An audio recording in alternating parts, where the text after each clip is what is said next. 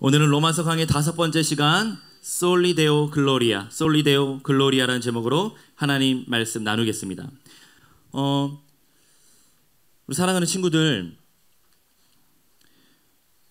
솔리 데오 글로리아, 이 라틴어로 읽었는데요, 오직 하나님께만 영광을, 오직 하나님께만 영광을. 사도 바울이 예수님 당대에 초대교회 당시에는 로마 제국이 지중해 사회를 지배하던 시대였어요.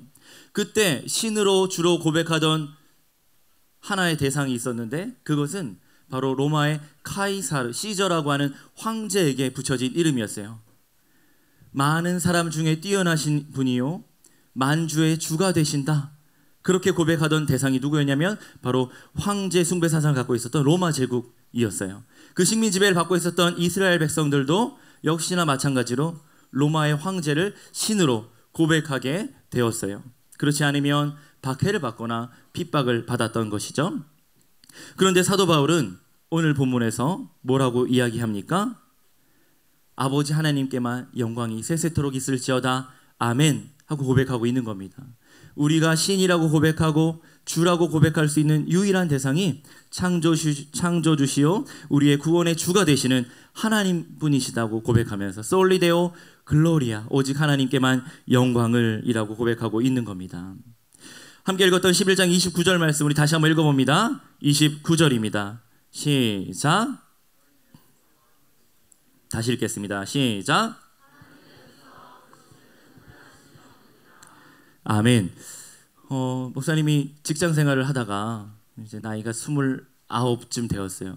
교직에서 한 6년 정도 시간이 지나서 이제 학교 생활에 익숙해지고 학생들과 학교에서 수업하고 가르치고 뭐 야영도 하고 소풍도 가고 수학여행도 가고 이게 너무 즐거워서 교직은 나의 천직이다 이런 생각을 하면서 학교 생활을 즐겁게 하던 때에 불현듯 이런 마음이 들었어요. 그때는 여름방학이었는데 선교를 갔다가 한국으로 돌아오는 비행기 안에서 하나님께서 저를 부르시는 것 같았어요.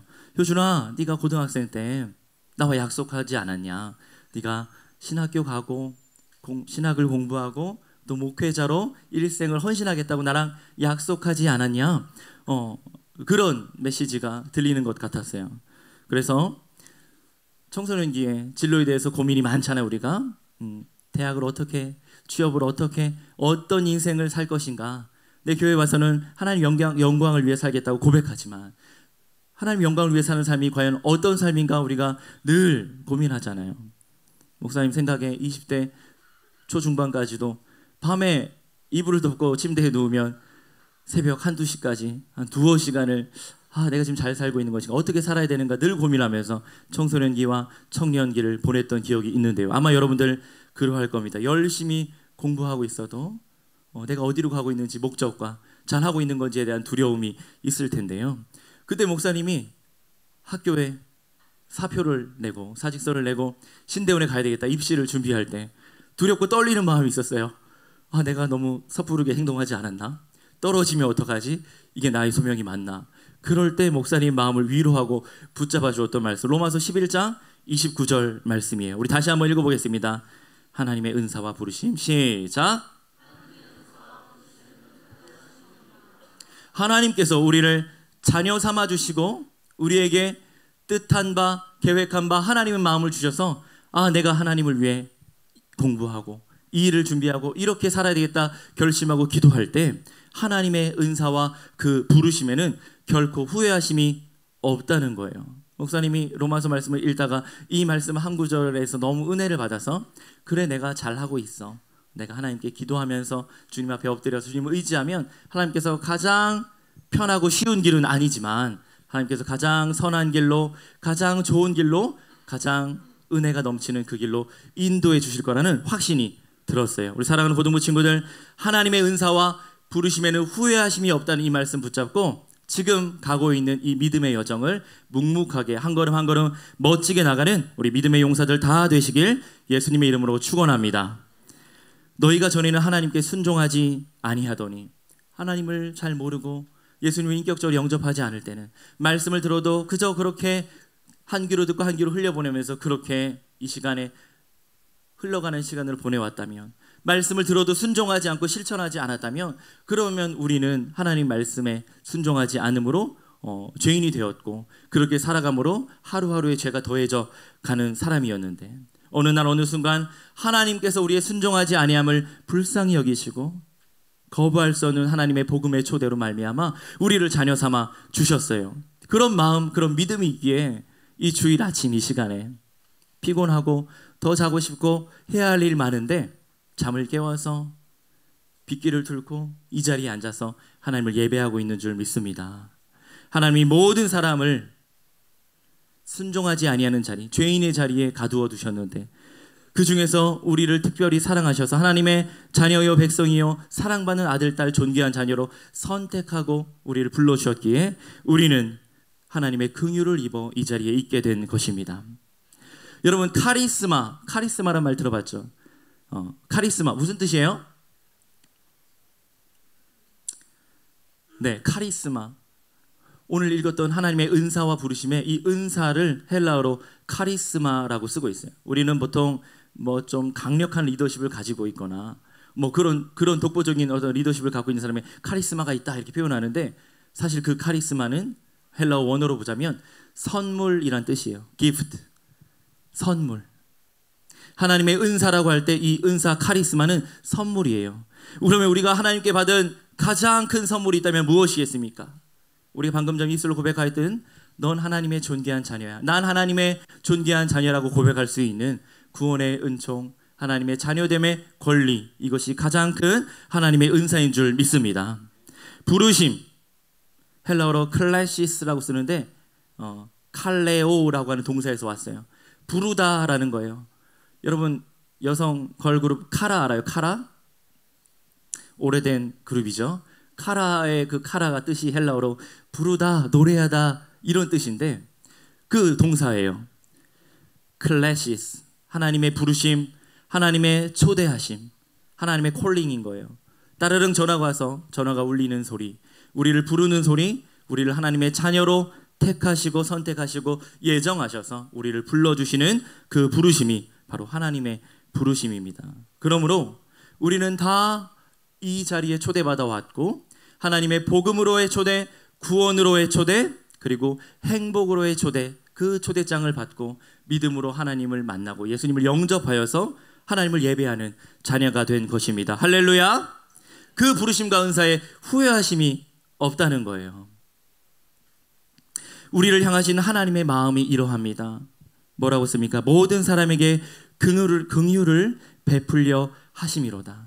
하나님께서 우리를 사랑하시는데 그 사랑은 우리를 불쌍히 여기시는 마음, 때로는 지쳐서 공부하다 공부방 책상에 엎드려서 깊은 잠에 빠졌을 때 우리를 내 아들, 사랑하는 내 딸 힘들지, 피곤하겠구나, 우리를 불쌍히 여기시고 긍휼히 여기시는 그 따뜻한 엄마의 마음.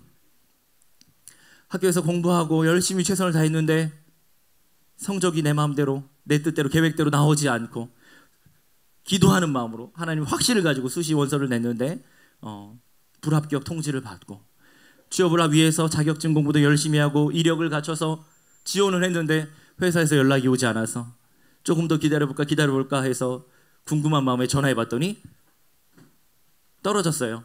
이 한마디를 들을 때 이런 순간순간 우리의 인생에 찾아올 때 좌절하고 낙심하게 되는 순간이 있는데 그럴 때마다 하나님께서 우리를 어여삐 보시면서 내 아들아 내 딸아 수고했다. 다 잘 될 거야. 내가 가장 좋게 할 거야. 우리는 지금 가장 쉬운 길, 편한 길, 그런 길을 가는 것이 아니라 예수님 손잡고 때로는 꼬불꼬불한 것 같고 돌아가는 것 같고 막힌 길 같지만 주님의 손잡고 가장 좋은 길로, 가장 선한 길로 하나님께서 인도해 주신 줄 믿습니다. 우리 피조물인 이 연약한 인간이 어떻게 하나님 아버지의 무한하신 영광과 하나님의 놀라운 계획과 그 섭리를 다 깨달아 이해할 수 있겠습니까? 그래서 사도 바울은 로마서 11장 33절에서 이렇게 씁니다. 연약한 피조물인 인간이 하나님의 뜻과 그 계획과 그 마음을 다 알 수 없다는 거예요. 11장 33절 같이 한번 읽어보겠습니다. 시작.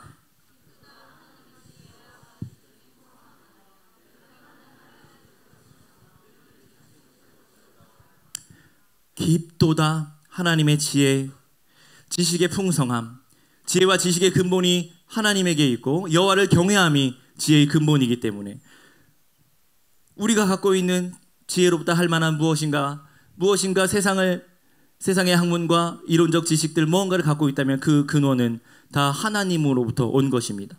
깊도다 하나님의 지혜와 지식의 풍성함이요 그의 판단은 우리가 감히 결코 헤아리지 못할 것이며 그의 길은 찾지 못할 것이로다. 34절과 35절에 우리 한글 성경은 이렇게 평서문으로 적어놨지만 헬라어 원문 성경을 보니까 물음표가 있어요. 질문하고 있는 거예요. 누가 주님의 마음을 알겠느냐? 누가 주님의 모사가 되어서 그와 이런 일들을 상의할 수 있겠느냐? 누가 주님께 먼저 하나님께 뭔가를 드렸다가 그것을 되갚음 받을 대가를 받을 수 있겠느냐? 결코 그럴 수 없느니라. 피조물인 연약한 인간은 창조주 하나님, 거룩하신 하나님 앞에서 우리 자신의 죄인됨과 연약함을 보면서 나 자신에게는 소망이 없는 존재입니다. 하나님밖에 없습니다. 하나님이 없으면 살아갈 수 없는 연약한 인생입니다. 이렇게 고백할 수밖에 없는 존재라는 거예요. 그것을 예수님께서는 마태복음 5장 산상수훈 설교에서 팔복을 강해하시면서 심령이 가난한 자라고 표현했어요. 내 영혼, 내 인생, 내 생명에 소망이 없구나. 나는 죽을 수밖에 없는 인생이구나. 오직 예수 그리스도에게 생명이 있고 참 소망이 있구나. 그걸 깨달은 자라가 바로 심령이 가난한 자요 그런 자가 복되다고 천국이 그들의 것임이라고 예수님 말씀하신 겁니다. 결국 그래서 우리 그리스도인의 우리 신자의 고백은 하나님의 무한하신 사랑과 놀라우신 전지전능하신 아버지의 은총의 앞에서 은혜롭고 자비로우신 하나님을 찬양할 수밖에 없는 것입니다. 우리가 할 수 있는 유일한 일은 하나님 아버지께 기대어 기도하거나 그 하나님의 광대하신 능력 앞에서 하나님의 영광과 주님의 은총 사랑을 찬양하는 일밖에 할 수 없는 것이죠. 그래서 로마서 11장 36절에 결론적인 이 한 말씀을 적고 있습니다. 우리 함께 읽겠습니다. 시작.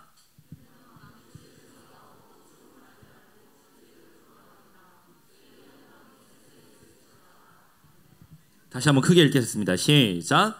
이는 만물이 주에게서 나오고 주로 말미암고 주에게로 돌아감이라. 그에게 영광이 세세에 있을지어다. 아멘.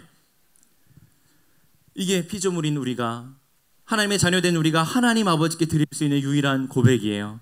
만물이 천지 만물 온 피조 세계가 다 주님의 말씀으로부터 말미암았고 다 주님에게 돌아갑니다. 창조주신 아버지 하나님께서 오늘 바로 이 시간 지금도 우주 천지 만물 전 세계 역사와 시공간을 초월하여서 통치하시고 다스리시고 섭리하고 계시고 그러하기에 우리는 하나님의 영광이 영원 무궁히 있을 거라고 고백하는 것이지요. Soli Deo Gloria. 오직 하나님께만 영광을. 오늘 세례식이 있어서 목사님 준비한 설교를 다 못할 것 같은데요. 오늘 어떤 날이냐면 아주 특별한 날이에요. 세례식이어서도 특별하고요. 우리 온 교회가 예수 생명 축제로 복음을 전하는 날이에요. 그리고 목사님 아주 중요하게 생각하는데 1517년 10월 31일 지금부터 501년 전에 독일 비텐베르크 도시에서 마틴 루터라고 하는 한 사람이 나타나서 그날 아침 1517년 10월 31일 빈텐베르크 성문 앞에다 95개조 반박문을 이렇게 자보를 붙였어요. 내용은 뭡니까? 당대의 중세 암흑기를 지배했던 로마 카톨릭의 교리가 잘못되었다고, 비성경적이다고, 구원에 관한 교리, 말씀에 대한 교리가 거짓되다고 이걸 반박하기 위해서 로마의 교황과 주교와 성직자들을 비판하면서 로마서 말씀과 성경의 말씀에 근거하여 반박문을 적었어요. 그게 바로 10월 31일이고 그날은 종교개혁이 발단된 날이기 때문에 종교개혁 기념일이라고 우리가 기념하고 있습니다. 올해로 501년 되었는데요. 바로 오늘이 종교개혁을 기념하는 기념주일이에요. 그때 마틴 루터, 체코의 얀 후스, 존 위클리프, 그리고 프랑스의 장 깔뱅, 존 칼빈과 같은 이 종교개혁자들이 이런 기치를 들고 일어섰습니다. 오직 하나님께만 영광을, 오직 말씀, 오직 믿음으로, 오직 은혜, 이런 말씀의 기치를 붙잡고 종교개혁을 진행했어요. 지금 우리는 너무나 익숙하고 편안하게 초대교회로 돌아가, 말씀의 전통으로 돌아가 기독교 개신교란 이름으로 교회 안에 모여서 이렇게 예배를 드리지만, 당대 사람들, 하나님 말씀을 붙잡고 살고자 했던 사람들은 갖은 종교적 박해와 핍박을 받고 고난 가운데 신앙을 지켜서 살아왔는데, 그들 중에 일부가 우리가 아는 청교도들이요, 그들 중에 일부는 네덜란드와 영국 땅을 떠나서 저 아메리카 대륙 신대륙으로 항해했던 메이플라워의 100여 명의 사람들이었어요. 그들의 신앙의 유산, 그들이 하나님의 말씀을 붙잡고 신실하게 살고자 했던 그 믿음의 전통이 지금까지 우리에게 이어져 왔고, 그 전통을 따라 우리 조선 땅에도 예수 그리스도의 십자가 복음 성경 말씀이 들어와 이제 선교 130년 만에 이렇게 멋지고 아름답고 볼수록 풍성해지는 한국교회, 조국교회가 지금의 모습으로 존재하게 된 것이죠. 우리 사랑하는 고등부 친구들이 날마다 하나님 말씀 앞에서 오직 말씀, 오직 믿음, 오직 예수 그리스도, 오직 은혜로 살아가면서 오직 하나님께만 영광을 올려드리는 우리 고등부 친구들 복된 인생 되시길 예수님의 이름으로 축복합니다. 이게 11장의 결론이었어요. 로마서 1장부터 11장까지 쭉 읽으면 구원의 교리, 선택과 예정, 하나님의 우리에게 구원을 주실 때 믿음으로 말미암아 주님과 의롭다 여김받는 이신 칭의의 교리, 그리고 세례에 관하여서도 말씀하고 있고, 믿음으로 그리스도와 연합된다는 것이 무슨 뜻인가, 성령께서 우리를 끝까지 견인하여서 구원에 이르게 하시는 그 은혜가 무엇인가 교리적으로 설명하고 있어요. 그것이 로마서의 전반부 내용, 로마서 1장에서 11장까지의 내용이에요. 오늘까지 5번 로마서를 강의했는데 핵심적이고 중요한 내용들을 풀어서 여러분들에게 설교했어요. 다 기억하기를 바랍니다. 그리고 로마서 12장으로 넘어오는데요, 로마서 12장에서 16장 끝까지는 로마서의 후반부 내용이에요. 앞에서는 구원의 교리에 관한 교리적인 내용들을 하나하나 설명하듯이 친절하게 서술하고 있고요. 사도 바울은 이제 결론으로서 하나님께 영광을 올린다고 하면서 12장으로 넘어옵니다. 12장 1절 말씀 우리 함께 읽어봅니다. 시작.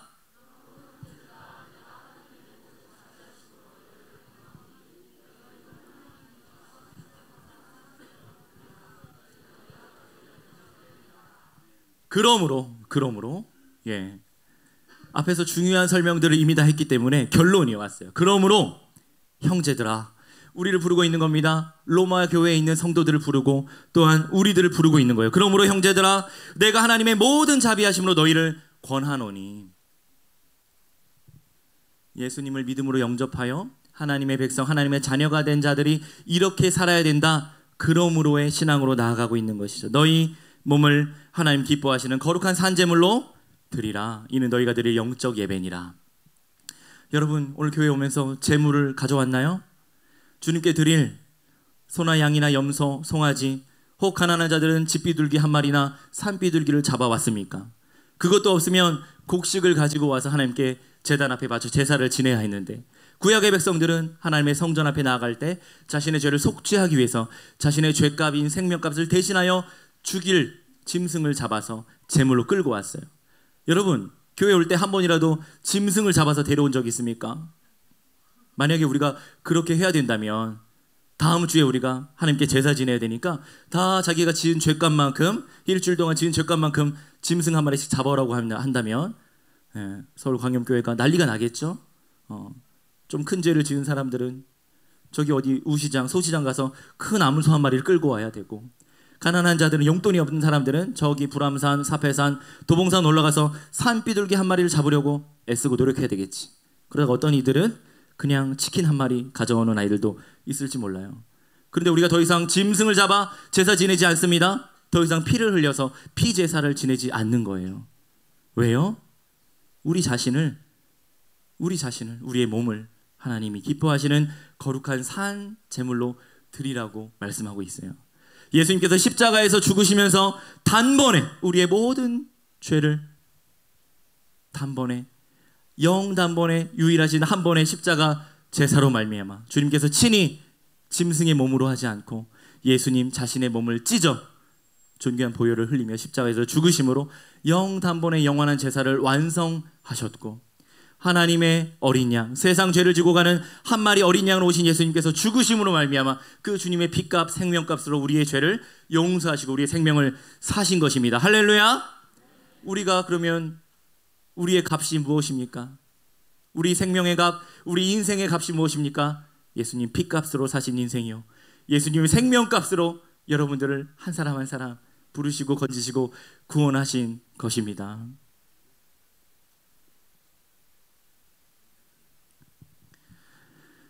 그렇다면 우리는 더 이상 짐승을 잡지 않아도 되게 되었어요. 더 이상 예배당 안에 하나님 앞에 나올 때 피비린내 나는 제사를 지내지 않습니다.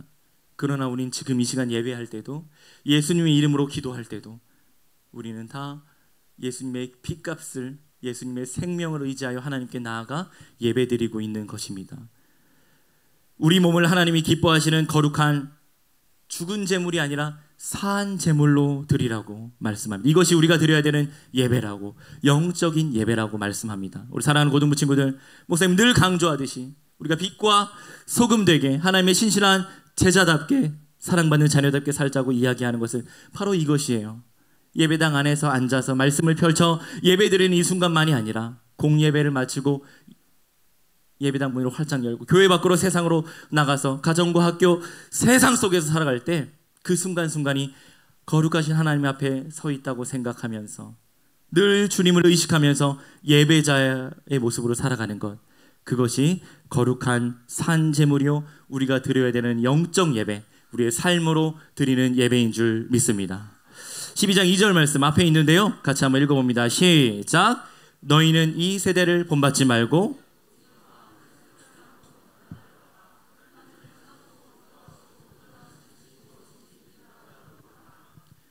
아멘. 이 세대를 본받지 말래요. 오늘날의 이 세대, 이 시대의 문화, 통속적이고 세속적인 가치관, 사실 우리는 이 세대의 문화를 따라 살아가고 있습니다. 스마트폰을 펼치고 태블릿 PC나 인터넷을 열 때마다 멀티미디어에서 쏟아져 나오는 대중문화의 홍수 속에서 때로는 선정적이고 자극적이고 폭력적이고 우리의 영혼과 우리의 마음을 오염시키는 이 대중문화의 홍수 속에서 우리는 살아가고 있어요. 그리고 알게 모르게 세상의 가치관을 주입받고 있습니다. 그런데 사도 바울은 오늘 권면하기를 이 세대를 본받지 말자 이야기합니다. 세상의 가치와 세상의 성공과 세상의 행복의 기준을 쫓아가다 보면 우리가 때로는 놓치는 것들이 있을 수 있습니다.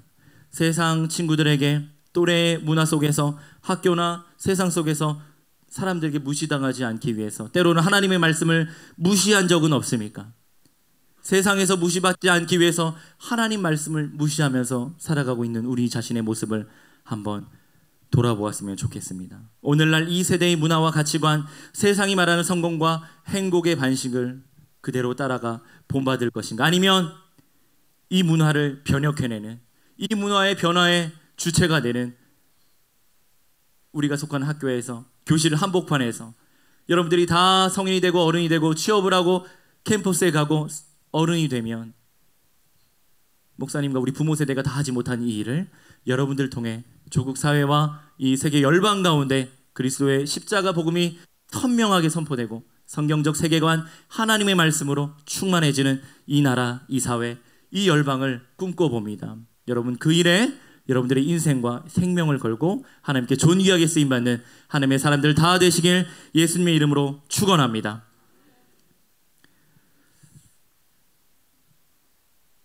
오직 마음을 새롭게 함으로 변화를 받아. 이 일은 어떻게 가능합니까? 우리 마음이 새로워져야 되는 거예요. 내가 세상을 다 바꿀 수는 없는데요, 나 자신은 내가 바꿀 수 있어요. 하나님께서 나를 변화시켜 주실 거예요. 세상은 하나도 안 변했지만 내 마음이 변하고 내가 보는 관점, 내가 생각하는 기준이 바뀌면 세상도 변하는 거예요.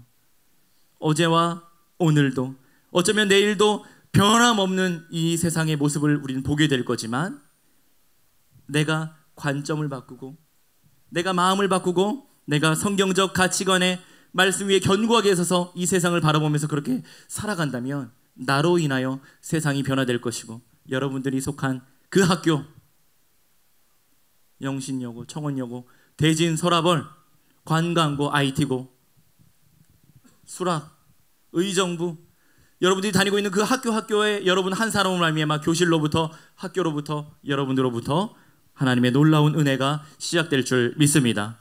어떻게 영적 예배를 드릴 수 있습니까? 주 안에서 새로워진 이 마음, 변화된 마음, 그 마음을 에스겔 선지자는 새 마음이요 부드러운 마음이라고 쓰고 있어요. 하나님 앞에서 하나님 말씀을 듣는 대로 순종하고 실천할 수 있는 부드러운 마음이요, 우리의 영혼이 거듭났듯 우리의 마음이 새롭게 변화되어 새 노래를 부르는 새 마음이 된다는 것입니다. 우리 마지막으로 에스겔 36장 말씀 함께 읽고 설교를 마무리합니다. 26절부터 28절 말씀입니다. 함께 읽습니다. 시작. 또 새 영을 너희 속에 두고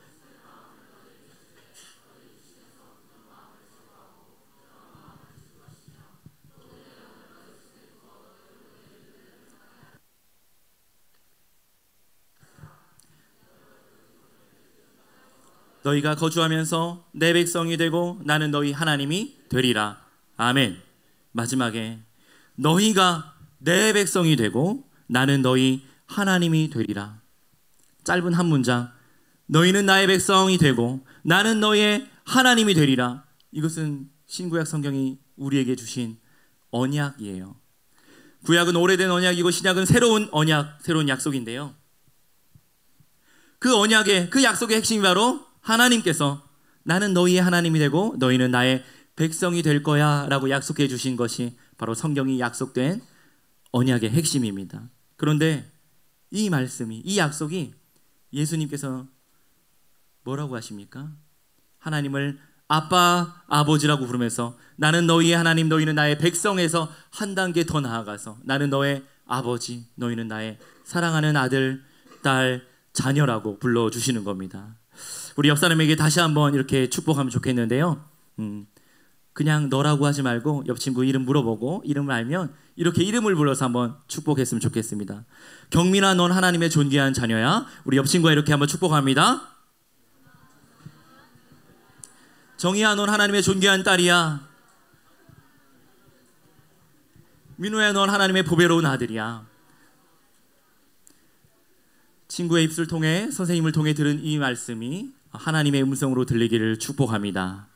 여러분들은 하나님의 사랑받는 존귀하고 보배로운 아들, 딸들, 하나님의 자녀들입니다. 기도하겠습니다.